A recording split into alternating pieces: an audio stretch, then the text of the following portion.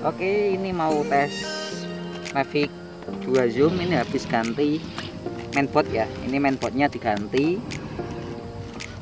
Ini servisnya hampir seperti beli separuhnya ini. Habis 4 jutaan kalau nggak salah. Soalnya mainboard ini utama ini mati total, jelas nggak respon, komputer nggak komen. Oke, langsung saya terbang saja.